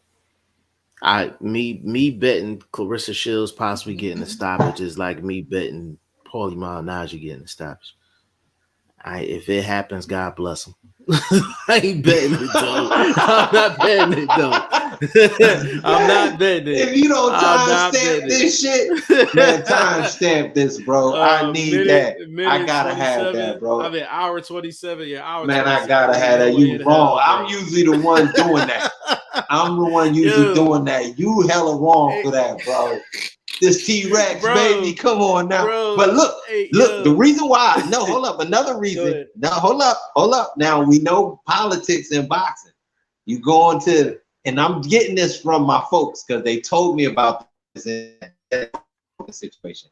But I don't equate what they were saying, the robberies aspect. I get that the edge with the judges is going to lean Marshall. So if you're Shields, you're looking to do damage. You're looking to be sharp, make everything count, make her pay. So working towards a stoppage in that aspect, I think the possibility is there. Are the chances low? Yeah, but if a prop bet was out there, I think the payout gonna be high because we know she's not typically a KO person, but she does have a few. So that's still an opportunity, especially against a fighter we know has no defensive skills whatsoever. She got 2. So again, that's Clarissa Shields is for. So put listen. Listen. If you want to spend your $5 on that, that's cool. The thing is, she got the stoppage in the MMA. She got the stoppage in the MMA. So I'm just saying. Them gloves, she had hand wraps on. He's talking about the gloves. Okay, now the gloves, okay. But I think it's value in it. That's why I say it's worth, like Jeff said, some piece of money. yeah, if you like it, then no more than a slice of pizza money. Baumgartner though, like, and let me keep it real. There's less of a chance that she's gonna get a knockout as well. The main reason why I know I was joking around earlier, but the main reason why I was saying that Clarissa Shields is not gonna get a stoppage is simply because she is a road game for her. Like like Savannah Marshall had to be unconscious for them to stop that fight. If this was a neutral site, then I might put some pizza money on it. Might. Bro, But I'm gonna because be it's a rule honest. game, I disagree with that. Because now these are my reasons. Because it's a road game, you might have to put your foot on the gas. Second of all, she might get the stoppage like via on the feet, via damage. Why? Because they're not gonna want their backyard lady to, take, a pounding like that. So I think they would, pull her out of that damage range. If it's six rounds to nothing, her face all caved in, she can't, she ain't getting no shots off. But the thing is, Clarissa Shields did that in her last fight.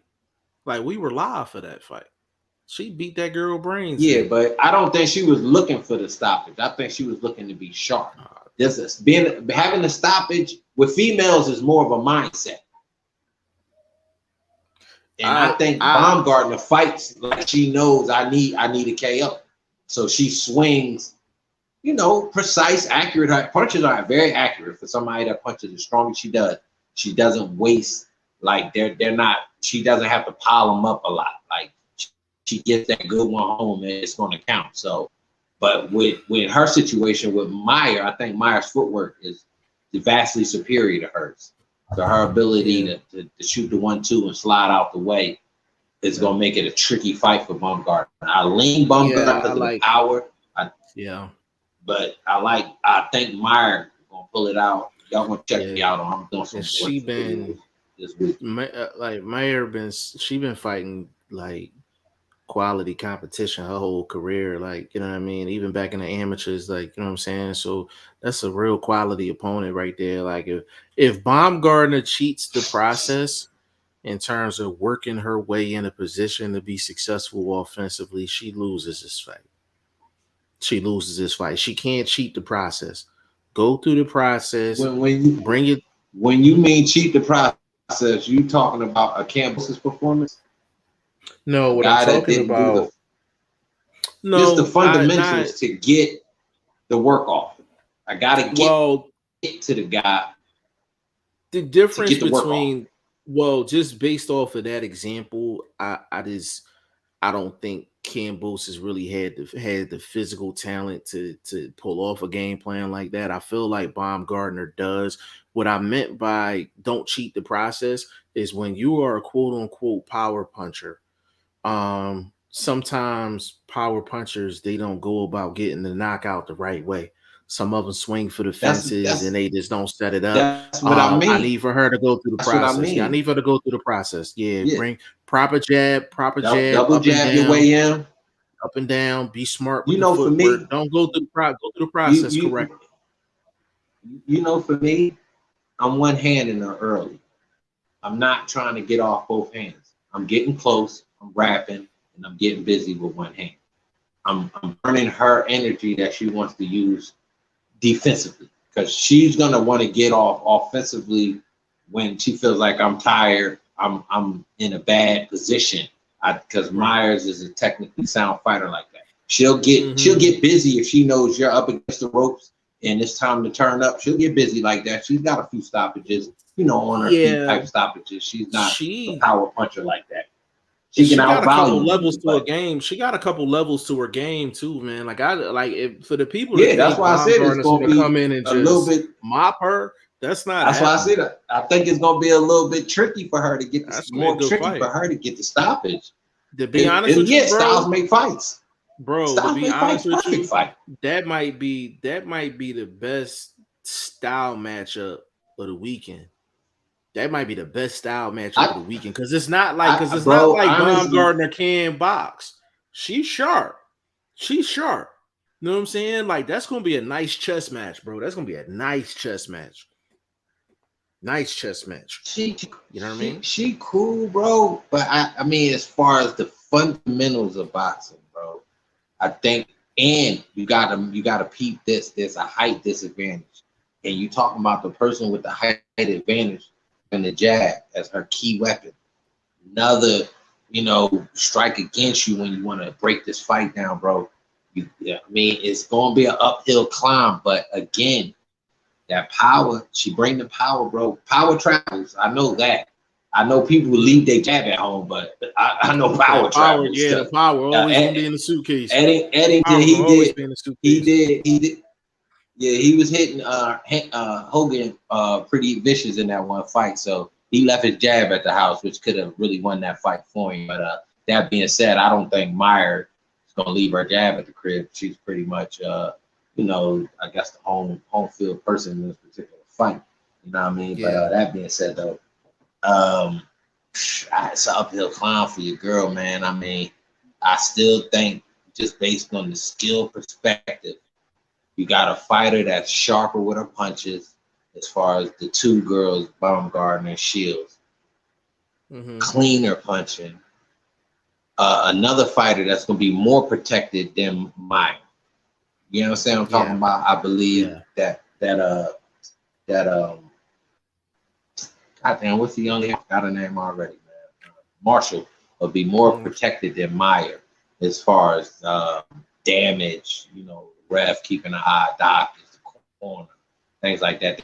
I don't think they want her to get too embarrassed. You know what I mean? And if Shields can turn up and she got that fire, the way seems to be a little bit of animosity. Animosity can be a good and bad thing, but when you're technically sharp, animosity could fuel that sharpness to be more damaging. You know what I mean? To be more vicious. Yeah. So, I add you for those reasons. Yeah, you don't gotta lean my way. I'm not trying to talk nobody into it, but you wanted to put a prop bet on it. It's an interesting, like it's a really interesting. And she won the KO. I mean, Baumgartner, that's just her claim. So her saying, "Yo, I'm gonna knock her out." You know what I mean? Well, that's what you do. We get it. This Shields, on the other hand, she looking for it. Yeah, I think those are two very interesting fights, man. Like, they're very interesting fights. She a big underdog too, bro. She a big underdog. So she worth even some piece of money on her winning. Plus 250, right? Or did it go? Did it go up? Get it for you. Because I haven't checked it out. Wow. This shipping. Yeah, your boy went up to like 1,500. The boy Killer Plant, he done went up to 1,500. I'm like, come on now, come on now. Yeah, bro. I'm like, oh, they sandbagging y'all. Y'all go ahead and put that money up there like that if y'all want to on a dude, man. Bro, he had trouble with a 7-Eleven cashier getting them out of there, bro. I'm just telling you. Let me find Baumgartner real quick. We got get past. I got Shields right here. Oh, yeah, she'll plus 230 right now on the high end. Yeah, it went down a little bit from when I seen it. It was like around 240 something. She went down. That's not bad, but people like power. You know what I mean? You want to sprinkle your money on something. You want to sprinkle your money on somebody that can punch. You know what I'm saying? Like, that's just common sense. You know what I mean? Yeah. So, actually, Clarissa Shields, and it's a value. Clarissa Shields went up. Yeah, Clarissa Shields went up. She minus 130.35. It was almost even. It was almost even. Yeah, it was even all this time. This whole time, it was even. And it was about 100. Savannah Marshall plus. Yeah, she plus 106 now. So she's an underdog now, like an official underdog now. I'm gonna tell you. I'm gonna be so real. There is value in single betting Savannah Marshall based on the politics of boxing. No, for sure. Because I'm like, Clarissa Shields could get robbed out there. Like, let's be clear. Like, she can get robbed. Like, for sure. She could dominate that fight and still lose. So yeah, if you're gonna, if you know something that we don't know, then like Savannah Marshall's the way to go. You know what I'm saying? Now Like that so, yeah, so that's why I was saying, like, as an advice to people, I know people favorite Shields skill wise, technically, blah blah. That's something you don't single bet that. That's something you parlay. You know what I mean? You up your odds or something like that. As far as some, you know what I mean? You don't to me say, yo, I'm gonna put 100, I'm gonna put a unit on this girl because the robbery aspect or just the home field advantage. I won't even say the word robbery. Let's just go home field advantage. We all know home yeah, field advantage. So that's bro. that's boxing. Why they got Oh, your Gilberto girl fighting. Ramirez plus 350, bro? That's good value, bro. That's good value. No, it's not. I mean, it's good value, but bro, he's not winning that fight, bro. He's Oh, he not got a winning good that chance fight, to win it. He got a good chance of winning that fight. I love Bivol. bro. Gilberto, he You tough, telling bro. so you telling me the competition level of Goodfellas Ramirez in 41 fights is equal competition level of Bivol? I ain't say that. Styles make That's fights. my It point. ain't about that. It ain't about that. Yeah, Styles make no, fights. but He got when a great style for Bivol. yeah, a Great style for style Bivol. that Bivol could take advantage of. That Yeah, Bivol that but we the was thing, breaking down. Remember that Bivol we was breaking down? Oh, you want to punch? Okay. yeah, well, that's the thing. You want to That's the fight? thing, Gilberto. That's a tough fight for both guys, man. But for somebody like Gilberto to be getting plus 350, that's great value. Great value. Like that's great value, man, for sure. I can't disagree with that. I can't disagree with that. But you know, what I mean, that's the same thing we saying as Baumgartner. She has value on a single bet. She doesn't Yeah, bring a yeah, for parlay sure, for sure. value. You see what I'm Damn, saying? Devin Like this Haney went is, up crazy. Devin Haney bro. minus eleven That's hundred. Hey, bro. That's that. I would have had him at like 16, bro. I would have had him at like 1600, minus 1600, easy, bro. man, When you can't win be in a fight 16. 10, you know what I'm saying, 10-2 on a hot on a be kind level. Come on, bro. And what can this dude do when this dude is not a Yeah, KO artist? So it's not like yeah. you got past a puncher. I just I don't want to see like I want to. I'm gonna be real interested to see how Haney approaches the fight. Maybe the first 2-3 rounds, man. Like and like we told Padman McGriff, man. Big shout out to the big bro, man. Big shout out to Padman McGriff, Team Haney. But I really want to see Haney close the show. Like, I know he can outbox Cambosis. I know he can win 10-2, 11-1, 12-0. Like, I want to see that signature performance. I want to see that career defining performance from Haney. And all the great fighters had that one performance. Like, yeah, that was it. I want to see that Saturday. I'm being greedy. I'm not ain't gonna lie, man. I'm being greedy, man. Like, I'd be lying if I said I'd be cool with a 10-2. I'd be okay with a 10-2 or a repeat of what happened the last time, but I really want to see Haney make that statement in this fight this Saturday, man. Because I think he's capable. I think he's capable. And I just want to see it, man. I just want to see it. You know what I mean? Um, I just want to see it at the end of the day with him. And hopefully he can make it happen. And if he does, that just makes a fight with Loma or any of these other guys at 135 that much more marketable. I think that's the only thing that Haney is missing is that defining moment. You know what I mean? That defining performance, that defining moment to really elevate him even further than where he is right now. He already the king at 135. I just want to see him take it to a whole nother stratosphere. You know what I mean? I get what you're saying. I don't know if we get that though. So I don't know I either. advise I don't nobody know to bet either. on that happening. Yeah. I don't know. I I'm don't know gonna if that just tell happens you either. this. I'm not gonna knock him for continuing to pitch shutouts. Oh no, not at You all. pitching Not at shutouts, all. I'm bro. not knocking that at all. You Like pitching I'm not knocking that at shutouts, all. bro, against high level competition. You're not pitching shutouts against C-level fighters. It's not, you know what I'm saying? You ain't pitching shutouts on a 6-0 run in your career. That, you know, we forget about that at the time. Like, we need you pitching shutouts against respectable names, former champions, guys that, you know, obviously you got a rematch situation and you do the same thing. You maybe put a little bit more damage on it, you know what I'm saying? You maybe turn up and really go for it once or twice throughout the fight. I'm not gonna knock you for continuing to pitch a shutout, but I wouldn't gas myself out trying it. You know what I'm saying? I'm It not. ain't there. It ain't there. Yeah, let me I'm be not betting clear. on Let it. me be clear. I'm not. There's nothing wrong with the way Haney approaches a fight, and if you can't knock a guy out, then you blow him out, and that's exactly what Haney does.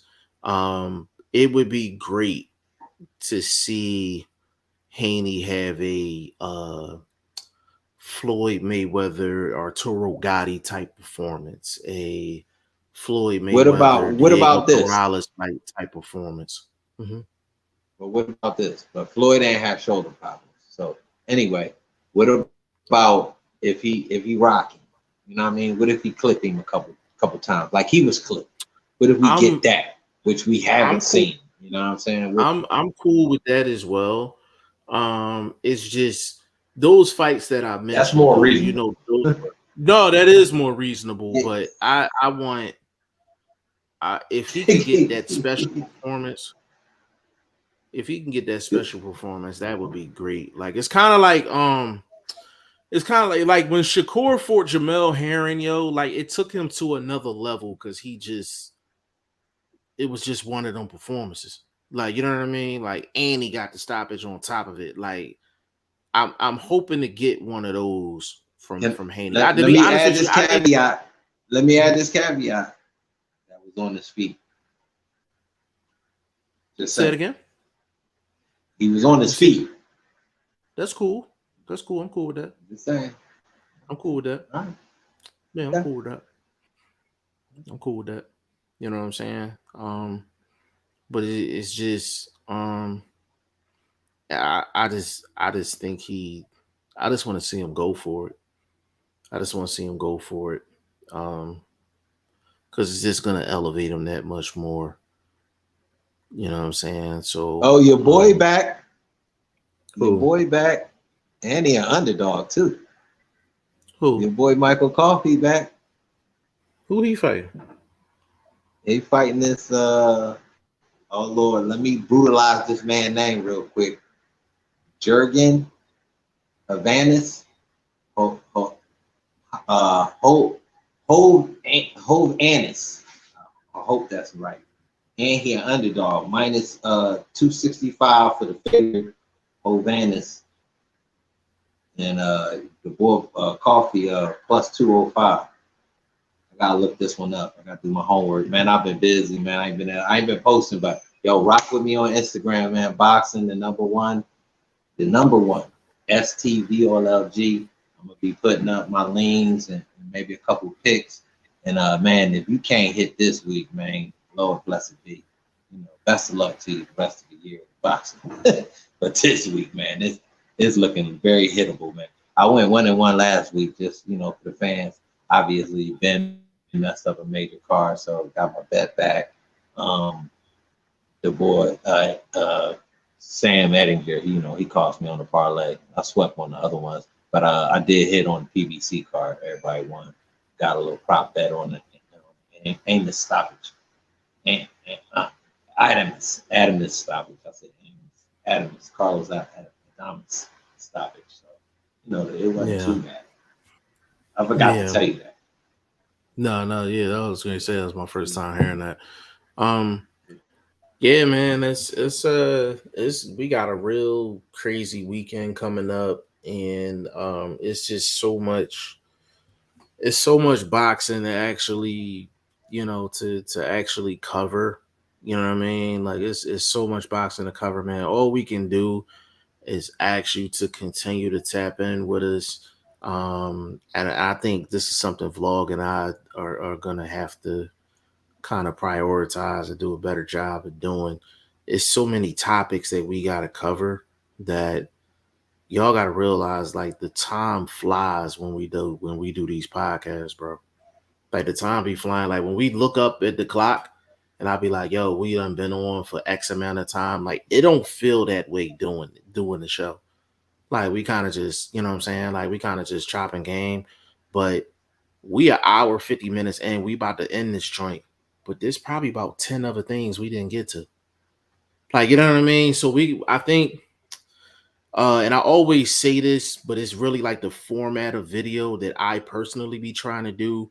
But we really got to get back into like putting out the regular videos again to make sure that we touching the topics that we don't get to on the podcast, or the ones that we can chop up and actually give you from the podcast. Like, because the one we did for the last show, Edge on, let me check it right now. I think that did a great amount of views. And definitely follow. You can follow either one of us. Boxing First Vlog on Instagram, or you can follow G5FTV on Instagram. But the clip that we put up from the last show, the Connor Ben joint, that joint did nice numbers. So that clip did 400 plays, and it was a 55-second clip from like a 2.5-hour show. Like, we got more views off of a 55-second clip than a 2.5-hour show. And it just goes to show sometimes you just got to highlight that defining moment. So we're going to start putting out, like regular videos and collabo videos like this, but it's just going to be on a specific topic, and we're going to drop it like a regular video. So we're going to make sure that we touch every aspect of the sport, including not only just the big stuff, but the small stuff. And then, of course, with Vlog, he's gonna, doing this betting on boxing series, and he's gonna be putting, some plays together and things like that. And that's just a whole other angle that he's going on. So we're gonna provide more content. We're definitely gonna provide more content to cover all of the topics in boxing. To be honest with you, I probably shouldn't be saying this on camera, but I will say it. As far as the website, anybody going to the website, we do apologize for the website not being updated. It's something that we're gonna have to figure out in terms of backup more than one option as far as updating. And I think I don't know if you agree, Vlog, but I think it's about time that we have that discussion. There's basically too big of a gap between updating. You know what I'm saying? Can I dare say I put the pen down because of that? So I would love to put I agree. I agree. So basically, top left, G5FTV.com. The way we have things structured in regards to the website, we really don't have any options in terms of the updating. So what we're saying is we have to maybe get another option or two to keep the updating updated. You know what I'm saying? But there's a lot of things that we're trying to do with the site, because even if, like, right now, before we go, let me just pull it up right now. So just for people, because I don't ever address this because we are, like, we just don't ever talk about it. So what I'm gonna do is actually want to show you the website right now, and I don't want for people to think like, hey, it's just a website just to be a website. Like, no, like, the setup is great on it and everything, but in this day and age, everything has to be up to date. So right now, this is the home screen for the website. This is pretty outdated here. And I just I don't want for people to go on here and not think that the website is like not active.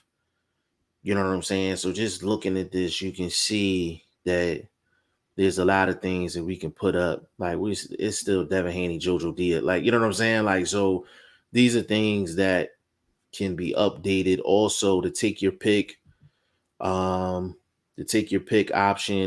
here. There are date, that shouldn't be on there. That shouldn't be on it. It's a lot. And these things, and the reason I'm mentioning these things is because at the end of the day, people go to boxing scene and things like that because they're gonna get the latest and the greatest. You understand what I'm saying? And that goes with updating on a regular basis. So we're gonna, just for the people, like, we're going to, as I'm scrolling like this, we obviously know what happened with that. This happened, that happened, um, that happened. So if a random person, the reason I'm saying all this is, in vlog, you stop me if I'm wrong. If a random person goes to this site, they're gonna say that it's old. Am I correct? Man, yeah. Yeah, they're They gonna gonna say it's think old. it's yeah, they gonna be like, yo, they laundering. Yeah, like that. Yeah, like they just is like the upkeep is not there. So we mention all that to say we are going to get that fixed. We are going to get that addressed, and it's my site, and I don't even go to the site like that because I know it's not 100% updated. So it's something that we have to address. And we can't really maximize a great site, because it is a great site, it's a great design, it's a great site. The concept of it and everything else, but there's so many more things we can do with the site. We can actually put clips of videos on there. We can have a media player on there with the show on it. The boxing articles, we can highlight those, and we can get Google AdSense. There's a lot of things that can be done. We just want to let the fans know, and the people that's fans of Boxing First Vlogs articles and my articles and Shane's articles and just the league and things like that. Like, we're gonna get that cleaned up for you guys because it's an asset that's not being maximized. And we just want to maximize every single opportunity. Like, there could be a spot on there for, vlogs like betting on boxing. Like, we can put up his latest advice, or his pick of the week or something like that. So there's a lot of things that can be done. So we're just asking for you guys to be patient with us. We're gonna try to work through that, get it updated first, and then try to find and alternatives when it can't be updated immediately. Like, so we can definitely have that on the agenda. And we talk about these things as a team. You know what I'm saying? It's not just me, it's not just vlog, it's not just Shane. What we saying is just, we're trying to put the best product out there. You know what I'm saying? And we paying attention to detail. So we just trying to do the best that we can. But once we get it updated, vlog will definitely put something up on Twitter, Instagram. I'm definitely gonna put something up on the social medias, and we're gonna make sure that we got everything up and rolling. And once we have that, then you're gonna get more articles from vlog. You're gonna get more articles from myself. You're gonna get more articles from Shane. We might even outsource and have other people come in and do articles and things like that. We just have to maximize the machine that we have, because we got a pretty solid machine. We just got to maximize it. But enough of my rambling. I just had to get that out. But we basically did 2 hours a day. We probably scheduled for another 2 hours tomorrow. It's just that much to talk about. But vlog, it was an absolute pleasure. We're gonna have probably a late start tomorrow, bro. Probably 3:30 my time, bro. Cause That's cool. That's cool. I'm cool with that. I got a orientation to go to tomorrow. Nah, and I'm totally cool with that. So we're gonna have a late start tomorrow. So 3:30 his time. So that's gonna be what 3 hours apart? Yeah. 3. Yeah, so it's gonna be 6:30 p.m. start Eastern, 3:30 West Coast start time. So that's gonna be the process for tomorrow. Hopefully, VP Shane will be on with us tomorrow. Big shout out to VP too. I don't even know if I shouted him out today, but big shout out to VP, man. And for the people, also one more thing before we go. If you don't see VP in here for a couple days, man, like that is an extremely busy dude, yo. Extremely busy dude. I'm busy, vlog busy. So I tell people all the time, it's a blessing to get on with these guys on a daily basis because it takes a lot for us to get on and coordinate and all for all of us to be available all at the same time. For us to have 134 episodes into this podcast, man, it's a success. At the end of the day, it's definitely a success with all of the hurdles we have to go through to even get to this point, man. So that's a testament to vlog and his commitment just to what he wants to do, and Shane and myself, man. That's why we always say like this is the best podcast in the business, and it's only gonna get better at the end of the day, man. But vlog, give me your social media so we can get up out of here, good brother. Oh, hit me on Twitter, man, at BoxingVlog. Catch up with me on Instagram. I'll be back this first thing in the morning posting, the week, and that's on Instagram, boxing number 1 STVLOG. So tap in with your guy on those platforms. Obviously on YouTube, those videos will be hitting up, betting on boxing, coming right back at you. And as Jeff said, be putting up some just back to my boxing commentary, my 1-2. You know what I mean? Things we didn't tap on during the show. So Yeah, for sure on the channel. Yeah, and that's Vlog's link to his channel. Now that I look at it, we definitely gotta we're gonna customize that thing. Yeah, man, you're supposed to walk me through that. We can do that. Let's get together. Let's get together tomorrow before we go live, and we can handle it like on camera before we go live. We can do that. Yeah, we can do that. So y'all can follow me all over the place, man. Facebook, Instagram, Twitter, G5FTV. You can follow Shane on Instagram, I_am Shane, the number 1. And that's what we doing, man. So this was episode 134 of the Goodfellas podcast. We will be back tomorrow with episode 135. Late start, 6:30 p.m. Eastern time, 3:30 West Coast. We will be cooking up tomorrow on a bunch of the same topics, but we're gonna break down, more of the, the Wilder, Caleb Plant, and we're gonna get into some other fights as well, man. So on behalf of Boxing First Vlog, G5 Jeff TV, VP Shane, man, we out. Peace.